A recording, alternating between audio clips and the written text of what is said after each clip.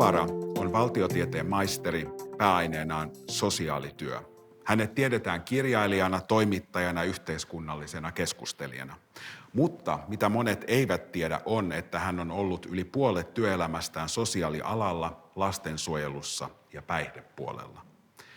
Seuraava puheenvuoro pureutuukin sosiaalityön arjen kohtaamisiin ja siihen, kuinka antirasistinen työ voisi olla päivittäinen osa sosiaalityön arkea. Ja että kuormittavan ja vaativan työn äärellä nämä ovat myös kysymyksiä, joiden kautta on mahdollista voimautua. Toivotan tervetulleeksi lavalle koko Hubara.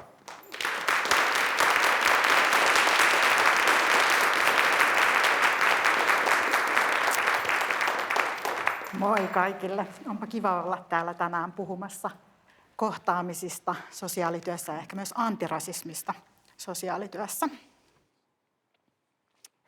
Mä aloitan tämänpäiväisen session kertomalla teille yhden tarinan mun omasta sosiaalityöntekijäuran alusta.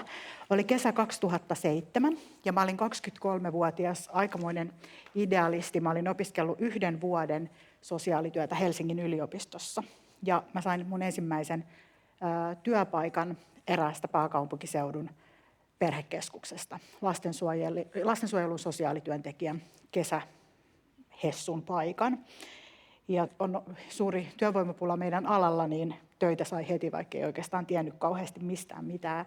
Mä pääsin heti tekemään tosi monenlaisia erilaisia töitä siellä, tosi kiinnostavassa työympäristössä, työyhteisössä ja päivystystä ja erilaisten perheiden kohtaamista, mutta yksi mun ihan ensimmäinen työtehtävä oli se, että mut lähetettiin leiriohjaajaksi tällaiselle somaliperheiden perhe- ja kotoutumisleirille.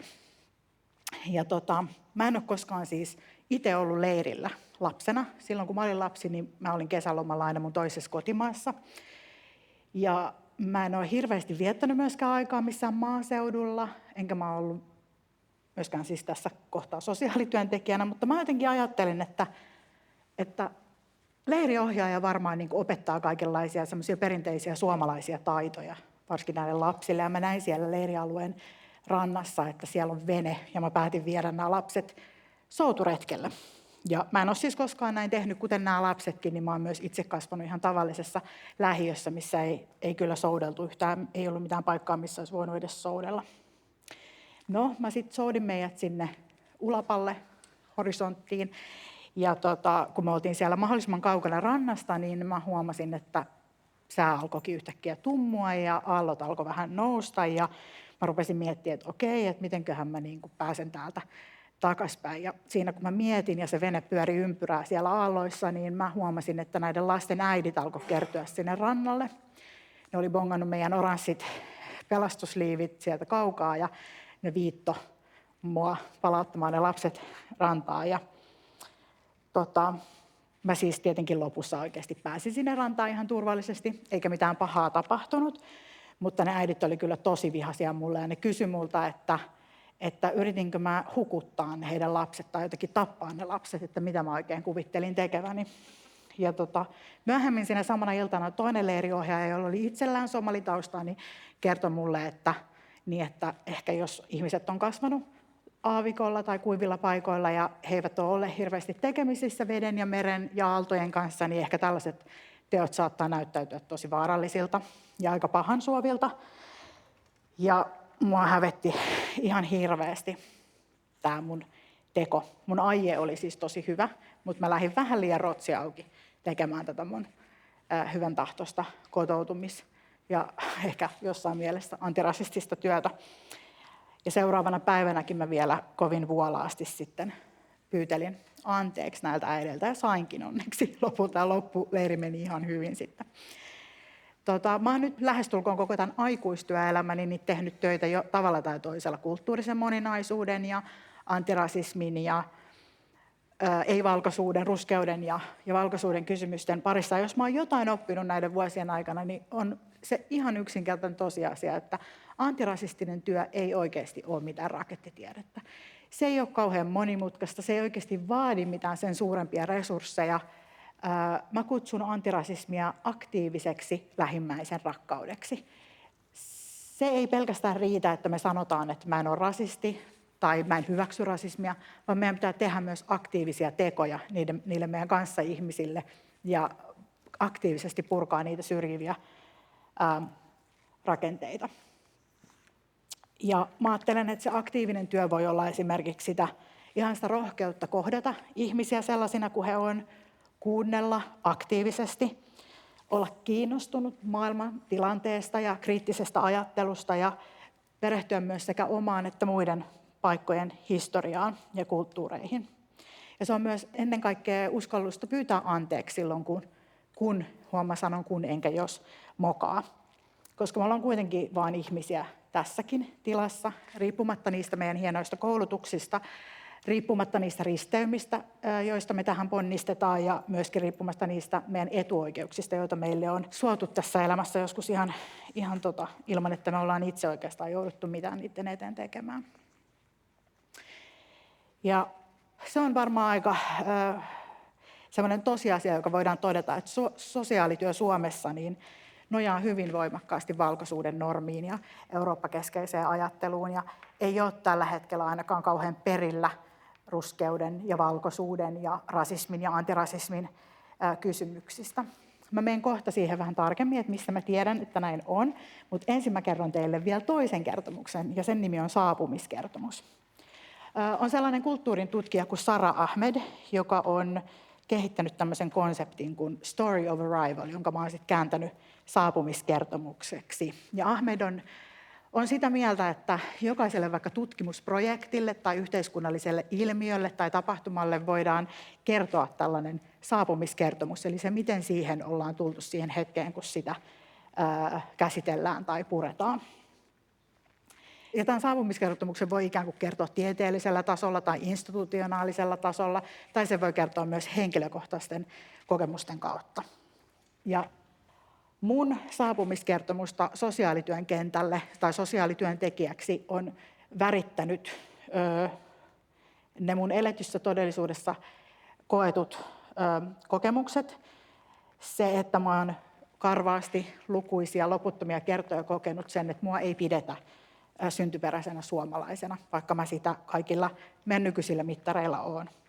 Ja en ole ihan varma, että mistä se johtuu, mutta mä oletan, että se johtuu mun ulkonäöstä. En näytä siltä, miltä valtaväestöön kuuluvat ihmiset näyttää. Ja myös sen vuoksi, että mun nimi ei ole suomenkielinen. Ja tästä kokemuksesta tuleminen sinne sosiaalityön professioon on määritellyt paljonkin sitä mun kokemusta. Sara Ahmed itse siinä On Being Included-nimisessä kirjassa, jossa hän tätä saapumiskertomusta avaa, niin on kertonut, että hän meni aikanaan Lancasterin yliopistoon Iso-Britanniassa ja totesi, kun tuli sinne töihin, että hän on ainoa ei-valkoinen ihminen siinä tutkijahenkilöstössä siellä akatemiassa. Ja aika lailla tämän tyyppisiä mun kokemukset on myös ollut Suomessa. Mä aloitin siis sosiaalityön opinnot 2006 Helsingissä, ja mua luultiin silloin toistuvasti Unicafeen keittiön työntekijäksi ja siivoojaksi ja vaihto-oppilaaksi. Mua puhuteltiin jatkuvasti englanniksi, kun mä liikuin niissä akateemisissa tiloissa. Ja mä olin tietääkseni yksi 2 näkyvää etniseen vähemmistöön kuuluvasta opiskelijasta siinä mun vuosikurssilla. Ja sitten luultavasti myös kaikissa niissä sen hetkisissä opiskelijoissa. Ja kun mä liikuin siellä valtiotieteellisen tiedekunnan tiloissa, niin olin huomaavinani ihan tämän saman. Ja sitten pari vuotta sen jälkeen, kun mä olin aloittanut nämä mun opinnot, niin mä tein mun kandityön, ja mun aiheena oli maahanmuuttajien sukupuolittuneet työmarkkinat, ja näkökulma oli virolaistaustaisten siivoojien. Ja mä sain siitä tosi hyvän arvosanan silloin, 4/5. Mä olin ihan älyttömän ylpeä siitä. Tuun myös siis duunariperheestä ja olen ensimmäinen yliopistoon mennyt tyyppi mun perheessä. Ja ajattelin, että nyt mä oon löytänyt mun kutsumuksen sosiaalityön tutkimuksesta ja myös sosiaalityön tekemisestä. Tämä on niin kuin se mun juttu. No se mun seminaariohjaaja tiputti mut aika nopeasti sit maanpinnalle, kun se siinä antaessaan palautetta kaikkien muiden opiskelijoiden kuulen sanoa, että tästä näkee tästä mun työstä, että tämä on mulle niin henkilökohtaisesti tuttu aihe, että sen takia mä kirjoitin niin hyvän työn. Ja mä en siis itse ole virolaistaustainen, en ole maahanmuuttaja, enkä ole myöskään koskaan työskennellyt siivoojana. Eli voin vaan kuvitella, minkälaista rodullistamista, tai siis koen tämän rodullistamisena. Sen lisäksi niin mun mielestä tässä kohtaa on merkille pantavaa, että mulla on ollut koko tänä aikana, kun mä opiskelin yhteensä 14 vuotta siellä valtiotieteellisessä, niin 1, 2 tai 3 tunnin mittainen sessio, jossa mua opetti ei-valkoinen ihminen, sosiaalityön asiantuntija. Ja mulla kesti itsellä niin kauan valmistua siksi, että mä koin jatkuvaa toiseuttamista ja semmoista ulkopuolisuuden tunnetta ja sitä, että ne kysymykset, jotka koskettaa mua suhteessa yhteiskuntaan, niin ei ollut millään tavalla näkyviä. Ja jos niistä yritti joskus jotain varovasti puhua, niin ne kyllä ohitettiin myös tehokkaasti. Mä tietysti toivoisin, että tilanne olisi nyt eri, mutta esimerkiksi SOCO ry, eli Students of Color, joka toimii Helsingin yliopistolla, niin on todennut, että tilanne on aika lailla sama yhä edelleen. No, nämä samat merkilliset rodullistavat kokemukset jatkuu mulla myös työelämässä. Multa on kysytty sosiaalialan työhaastattelussa, mihin etniseen ryhmään kuulun ja mikä mun uskonto on.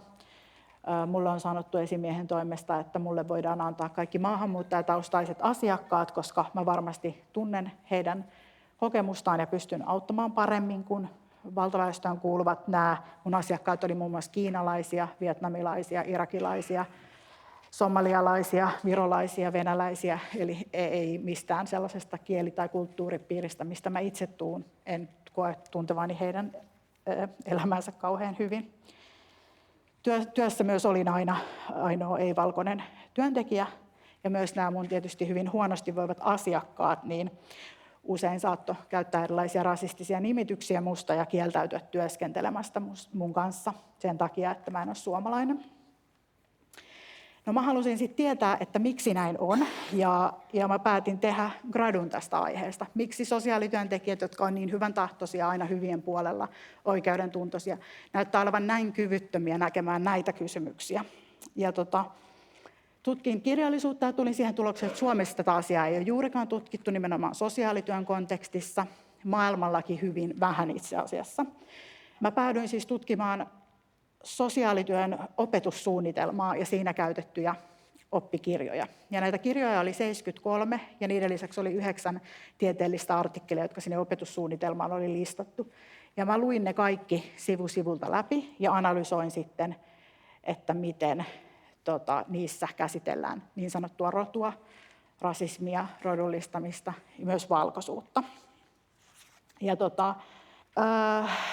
mun tutkimustulokset tai tämän tutkielman tulokset oli sitten sellaiset oikeastaan, että meillä ei Suomessa sosiaalityön opetuksessa käsitellä ollenkaan sitä historiallista kontekstia, Suomen osuutta, kolonialismia ja myös sosiaalityön osuutta. Esimerkiksi saamelaisten tässä pakkoassimiloimisessa tai romanien lasten pakkohuostaanotoissa tai esimerkiksi romanien asumispolitiikassa, jotka on suoraan yhteydessä meidän palvelujärjestelmään. Ja ei tietenkään, kun ei historiaa, niin ei myöskään tässä nykyisyydessä analysoida ollenkaan sitä, että miten palvelujärjestelmä, sosiaalityö itsessään saattaa ylläpitää tai toisintaa erilaisia syrjiviä käytäntöjä. Tätä on reflektoitu suhteessa esimerkiksi köyhyyteen tai sukupuolten epätasa-arvoon, mutta nimenomaan tässä rodun ja rasismin kontekstissa siitä ei kyetty näissä materiaaleissa puhumaan ollenkaan. Mutta mikä sitten on paradoksaalista on se, että vaikka sitä historiallista kontekstia ei ole, niin samaan aikaan rasismi jossain kohtaa, kun se noteerataan, niin siitä puhutaan menneessä aikamuodossa, imperfektissä. Eli puhutaan ikään kuin, että on ollut joskus sellainen asia kuin rasismi, Euroopassa, maailmassa ja ehkä vähän Suomessa, mutta se on korjattu jo esimerkiksi erilaisten tällaisten kansainvälisten ihmisoikeusjulistusten ja muiden tällaisten avulla. Ja nyt me eletään ikään kuin jossain tällaisessa post-maailmassa, missä tätä ongelmaa ei enää sillä tavalla ole, koska meillä on hyvä tahto ja me ollaan jotenkin suvaitsevaisia ja avoimia. Toinen mun huomio siinä tutkielmassa oli se, että siellä ei puhuta missään kohtaa oikeastaan suoraan rasismista tai rodusta tai rodullistamisesta prosessina tai rodusta sosiaalisena konstruktiona, vaan siellä käytetään erilaisia kiertoilmaisuja, kuten maahanmuuttaja tai ulkomaalainen, eri ihonväri, monikulttuurisuus ja niin poispäin. Sanoja, jotka ei oikeastaan kerro meille ihan hirveästi mitään. Silloin kun mä tein sitä gradua pari vuotta sitten, niin näitä tutkimuksia ei ollut juuri ollenkaan. Ja sen jälkeen niitä on sitten tullut pari niin kuin lisää. Ja niissä on ollut oikeastaan yksi sama havainto kuin mullakin, että se opetus, joka jollain tavalla käsittelee rasismia, niin se on usein valinnaisia kursseja, jolloin sen löytää vain ne, jotka on jo alun perin kiinnostunut niistä aiheista. Ja mä ajattelenkin, että se mitä me tarvitaan nyt on tietenkin ensinnäkin lisää tutkimusta tästä aiheesta, joka nimenomaan tässä sosiaalityön ja palvelujärjestelmän ja hyvinvointivaltion kontekstissa niin kuin tarkastelee näitä kysymyksiä. Sosiaalityö on semmoinen professio, josta on tosi ylpeä ala, ja me ei oikein voida olla loppuun asti ylpeitä, jos me ei niin kuin tätä asiaa oteta huomioon. Meillä pitäisi olla sellaista opetusta, joka on jollain tavalla läpileikkaavaa kaikille opiskelijoille, eikä vain niille, joita asia koskee tai jotka on aiheesta kiinnostuneita. Nämä yhdenvertaisuuden ja antirasismin kysymykset pitäisi nostaa sinne ihan niin kuin oppiaineen ja tiedekunnan ja koko yliopiston strategiatasolle. Nämä pitäisi olla mainittu ja seurattu siellä. Ja sitten mitä me tietenkin voidaan tehdä, niin voidaan opiskella, voidaan katsoa tämä videosarja, voidaan keskustella meidän kollegoiden kanssa, voidaan lukea kirjallisuutta ja niin poispäin. Ja ennen kaikkea tietysti voidaan kohdata meidän asiakkaat kokonaisvaltaisesti. Elämähän on niin kuin siitä tosi jännittävää, että ihan koska tahansa voi käydä niin, että me ei ollakaan enää sillä puolella pöytää, jossa me tehdään niitä viranomaispäätöksiä ja käytetään sitä valtaa niihin meidän asiakkaisiin, vaan me voidaan myös itse joutua siihen apua tarvitsevan puolelle. Ja mulla on esimerkiksi itselleni käynyt niin, että on ollut sellaisia aikoja elämässä, jolloin en ole pärjännyt yksin, vaan olen tarvinnut sosiaalityön apua. Ja mä oon ajatellut niin, että mulle ne merkityksellisimmät tilanteet on ollut siellä avun saajan kokemuksessa se, kun mut on kohdattu ihan kokonaisvaltaisesti. Kun multa ei ole kysytty, että tarviinko mä tulkkia, vaikka mä oon juuri puhunut suomea, tai multa ei ole kysytty, että mistä mä oon kotoisin tai missä mä oon syntynyt, tai multa ei ole kyselty mun uskonnosta tai kulttuurista, koska ne ei ole liittynyt millään tavalla siihen käsillä olevaan asiaan, koska niinkin on käynyt, että multa on alettu tivaamaan asioita, jotka ei kuulu siihen asiaan. Ja se on auttanut myös mua niin kuin siinä asiakastilanteessa ja siinä vaikeassa elämäntilanteessa jaksamaan se, että mä oon tullut kuulluksi ja kohdatuksi. Ja mä oon myös voinut tuoda siihen niitä omia rasismikokemuksia tai niistä johtuvaa traumaa tai vähemmistöstressiä, jos mä oon kokenut sen olennaiseksi siinä asiakastilanteessa.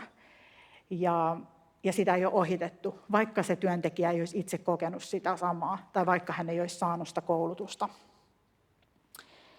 Ja mä ajattelen niin, että tähän kokonaisvaltaiseen kohtaamiseen, niin siihen menee tasan yhtä paljon aikaa ja resursseja kuin siihen, että kohtaa jonkun ennakkoluulojen tai stereotypioiden tai hierarkioiden kautta. Itse asiassa niiden stereotypioiden ja ennakkoluulojen niiden kanssa elämiseen menee huomattavasti paljon enemmän energiaa kuin siihen, että tulee avoimin mielin tilaa kohtaan ne ihmiset siinä. Ja tämän mä toivon, että te otatte tänään mukaan täältä, kun te lähdette. Se maksaa meille ihan yhtä paljon se, että me ollaan avoimesti toisten ihmisten kanssa kuin se, että me rakennetaan erilaisia seiniä ja muureja. Eli antirasismi ei ole rakettitiedettä, vaan se on aktiivista lähimmäisen rakkautta. Kiitos.